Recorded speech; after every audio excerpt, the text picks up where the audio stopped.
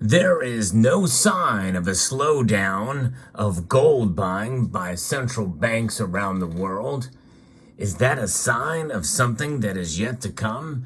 Do they know something we don't? Well, we're going to discuss that and so much more as we explore.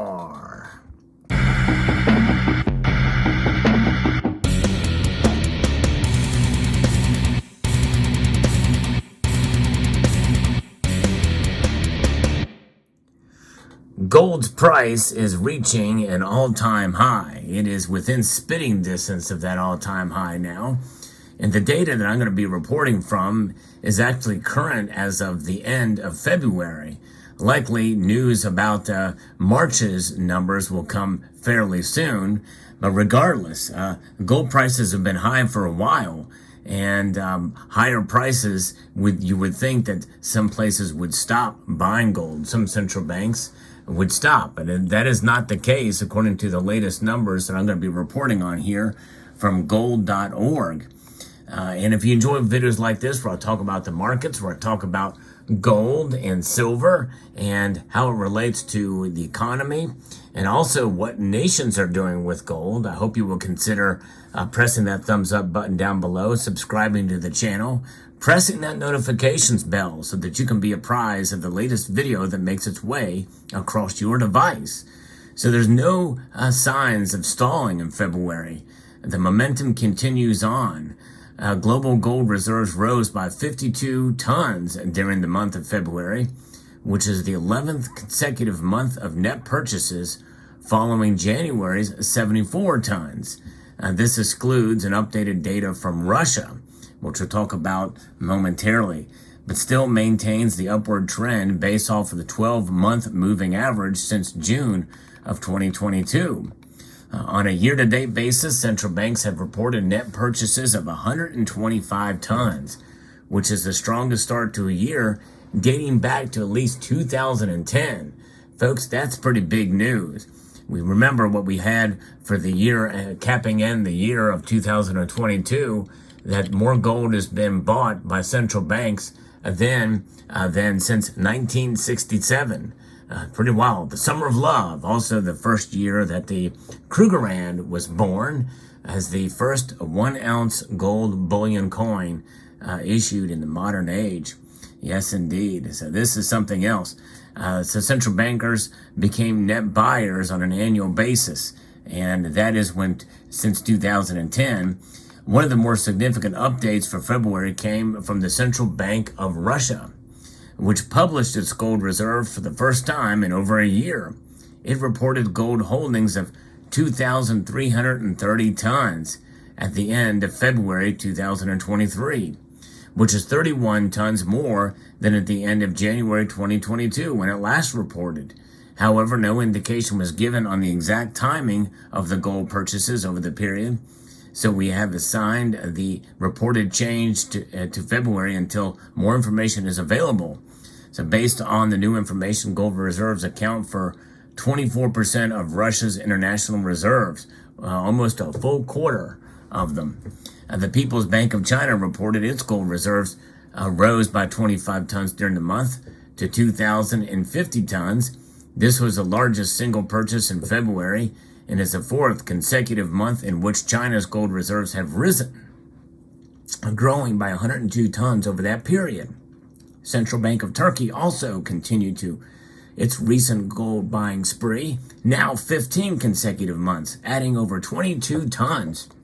Its official gold reserves are now at 587 tons, which is 33% of its international reserves, over a third, or just right at a third. Now, we continue with numbers from Uzbekistan, which added 8 tons to its gold reserves following 3 consecutive months of sales. Its official gold reserves now stand at 393 tons, which is 67% of total reserves. Huge, 3/4.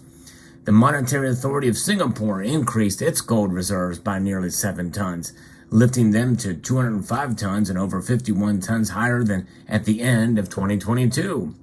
And India's central bank, the RBI, resumed buying in February, having kept its powder dry in January. I reported on that. it added a modest 3 tons to lift its gold reserves to 790 tons. But a recent recovery of the RBI's FX reserves means gold's share of total reserves has fallen marginally to 8%. That's really the only outlier here. The National Bank of Kazakhstan has sole net seller during the month. So it's really, as far as that's concerned, they're the real outlier. Its official gold reserves fell by 13 tons to 342 tons, their lowest level since October 2018. Since 2021, monthly net sales from Kazakhstan have increased in magnitude and frequency, but it is not uncommon for central banks that purchase gold from domestic sources to be frequent sellers of gold. In fact, more than likely, that's where Russia probably got some of its gold. But again, Russia is the second largest producer of gold, so they probably got a lot of it from domestic production as well.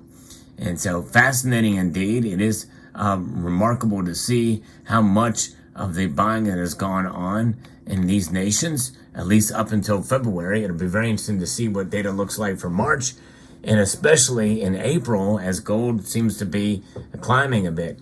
But what do they know? What's going on here? We've seen this net buying. I think there's a lot of uncertainty in the world, and most of you know that you've heard me talk about before, to watch these central banks. This is why I report on them, to watch what central banks do, because what they do means it's a signal. It's a signal that something is coming, and likely the uncertainty with the monetary systems around the world, especially with the dollar's seemingly erosion, not only in terms of its value.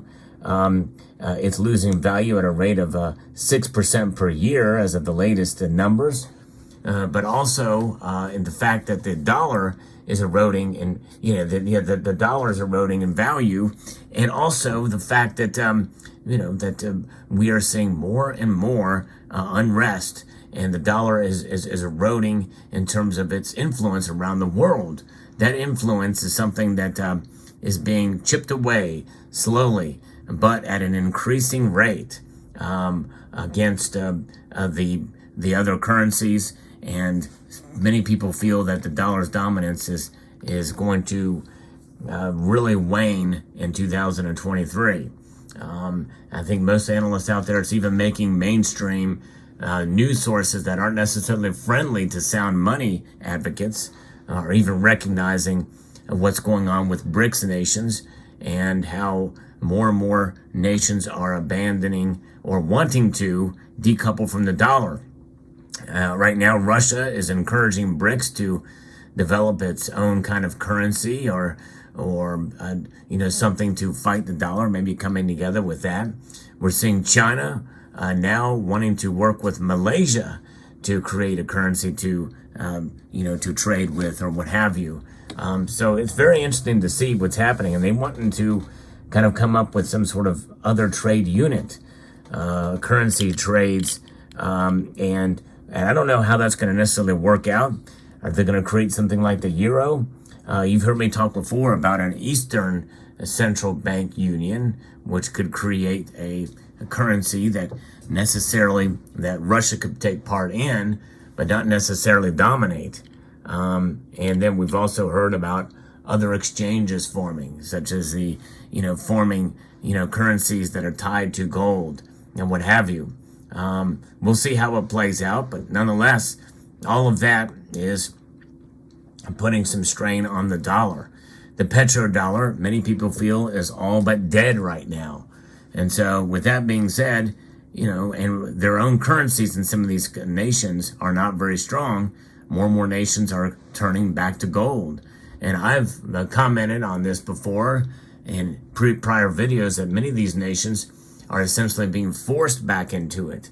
Look at Zimbabwe, for an example. I think Turkey, could very well benefit from having a currency tied to gold when most of their citizens are already doing that. They are already stacking, putting it under their bed, and the central bank of Turkey is adding more gold to its coffers.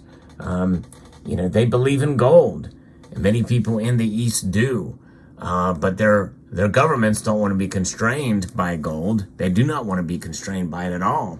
which is why they are reluctant, at least until they are forced into it. But I think it's going to be quite a while before we see China, for instance, move to gold, even though it's very much ingrained in their culture. So as people start to see these transitions now to central bank digital currencies like in China, and we know it's under threat here and will be coming, that sooner or later, people are going to want to try to find alternative sources of storage of value. Gold provides that. You are becoming your own central bank when you have gold in that regard. And so with the currency crises around the world, and the dollar losing, influence, I think it's very practical, and even with high prices, for central banks to continue to add gold to their coffers. And that's exactly what's going on in 2023, at least so far, based off these latest data, show no sign of slowing down, because we very well could see a global recession, and I think central banks know this, and so they are working to protect themselves, and that's exactly why central banks around the world recognize it. Even the Dutch central bank has mentioned last year that, yes, it is a stable store of value. They recognize that, and you don't want to lose that.